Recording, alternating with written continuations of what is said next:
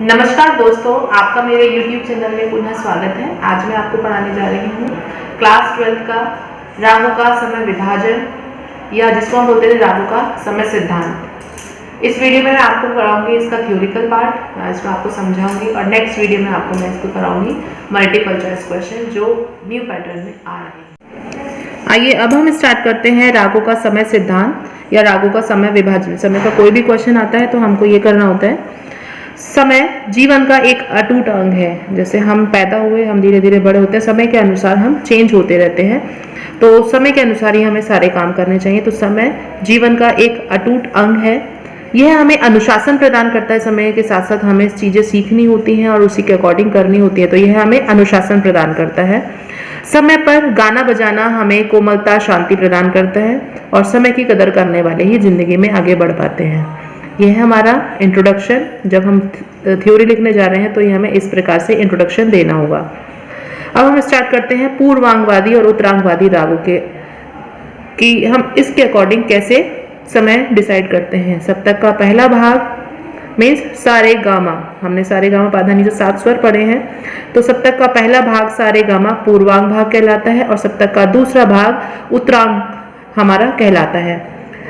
जब कोई भी स्वर वादी स्वर जैसे होता है, किसी भी राग में वादी स्वर इन चारों में से आता है, मीन्स वादी स्वर किसी में रे है, गा है या मा है, इसमें से कोई भी स्वर वादी है तो वह राग पूर्वांगवादी राग कहलाता है। फॉर एग्जाम्पल, अगर किसी राग का वादी स्वर है गा तो वह राग हमारा पूर्वांगवादी कहलाएगा, क्योंकि हमारा जो गा है वो इसके अंतर्गत आ रहा है, पूर्वांग के अंतर्गत। और यह राग दिन के 12 बजे से रात के 12 बजे तक गाए बजाए जाते हैं।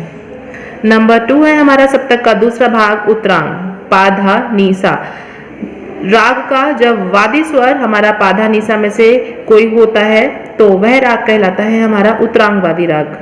जैसे किसी राग का वादी स्वर है धा तो वह राग हमारा कहलाएगा उत्तरांगवादी। अगर हमारा कोई भी स्वर होता है पा धा नीसा में से कोई तो वह राग उत्तरांगवादी ही कहलाता है। और यह राग रात के 12 बजे से दिन के 12 बजे तक गाए बजाए जाते हैं। गुणीजनों ने शुद्ध और कोमल स्वरों को देखते हुए समय डिसाइड करने के लिए 3 वर्ग बनाए हैं। रेधा कोमल स्वर वाले राग, रेधा शुद्ध स्वरों वाले राग, नंबर 3 गाने कोमल स्वरों वाले राग। इसके लिए हमें ये याद करना होता है 4, 7, 10। बच्चे कंफ्यूज हो जाते हैं समय को बताने में और आपस में एक दूसरे में समय डाल देते हैं। तो हमें याद करना है 4, 7, 10, 4 से 7, 7 से 10 और 10 से 4। तो रेधा कोमल स्वर वाले राग 4 बजे से 7 बजे तक गाए बजाए जाते हैं और इनको हम संधि प्रकाश राग कहते हैं। क्यों कहते हैं? क्योंकि यह राग हमारे संध्या के समय गाए जाते हैं। संध्या का समय वो समय होता है जब दिन और रात आपस में मिल रहे होते हैं। अब आपका क्वेश्चन होगा ये तो समय हमारा थोड़ी देर के लिए आता है, बट जब हमारा समय थोड़ी देर के लिए आता है तो उसमें हम इतनी जल्दी कोई भी राग एक्सप्लेन नहीं कर सकते हैं, राग नहीं गा सकते। तो हम क्या करते हैं, उस समय से थोड़ा सा आगे का समय और थोड़ा सा पीछे का समय लेकर हमने इसका समय डिसाइड कर दिया 4 बजे से 7 बजे तक। तो प्रातःकालीन संधि प्रकाश राग हुए और सायंकालीन संधि प्रकाश राग हुए। हमारा प्रातःकाल में गाया जाता है राग भैरव और सायंकालीन संधि प्रकाश राग में गाया जाता है मारवा एंड पूर्वी। नंबर 2 रेधा शुद्ध स्वरों वाले राग 7 बजे से 10 बजे तक गाए बजाए जाते हैं। प्रातः में गाने वाले राग हैं हमारे आसावरी, बिलावल और सायं में गाए जाने वाले राग हैं हमारे केदार। नंबर 3 गाने कोमल स्वरों वाले राग 10 बजे से 4 बजे तक गाए बजाए जाते हैं। प्रातः में गाए जाने वाला जौनपुरी, सारंग, भीमपलासी और सायं में गाए जाने वाले राग हैं हमारा दरबारी, कान्हड़ा और मालकोस। लेकिन आप कंफ्यूज होंगे कि हम प्रातः में कैसे गाएं, सायं में कैसे गाएं। हम कैसे डिसाइड करेंगे कि हम ये वाला राग प्रातः में गाएंगे या सायं में गाएंगे? इसके लिए अभी हम आपको आगे डिटेल इसकी बताऊंगी किस प्रकार से हम ये डिसाइड करेंगे।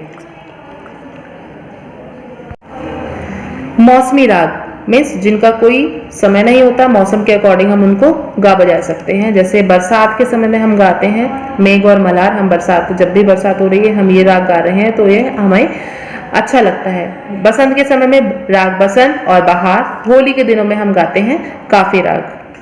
अभी मैंने बताया था कि हम कैसे डिसाइड करेंगे कि कौन सा समय मॉर्निंग में गाया जाएगा, और कौन सा राग मॉर्निंग में गाया जाएगा और कौन सा राग हमारा इवनिंग में गाया जाएगा। तो जिसमें हमारा माँ शुद्ध है, मीन्स माँ हमारा बिल्कुल सिंपल लिखा हुआ है, कोई साइन नहीं लगा हुआ है, शुद्ध माँ कहलाता है। शुद्ध माँ हमारा दिन के समय में, दिन के प्रहर में गाया जाता है। और तीव्र माँ जिसके ऊपर वन बना हुआ होता है और ये अपनी जगह से हाफ नोट ऊपर होता है, तो तीव्र माँ हमारा रात के समय में गाया बजाया जाता है। ठीक है, जैसे हमारा कोई भी राग है उसमें शुद्ध माँ यूज हो रहा है, जैसे गा और नी स्वर कोमल है आपके सिलेबस में राग बागेश्वरी, और उसमें गानी कोमल में हमारा शुद्ध माँ यूज हो रहा है, तो हमारा वो राग सुबह के प्रहर में गाया जाएगा, शाम के प्रहर में नहीं गाया जाएगा। रात के 12 बजे के बाद तीव्र माँ का प्रभाव कम होने लगता है।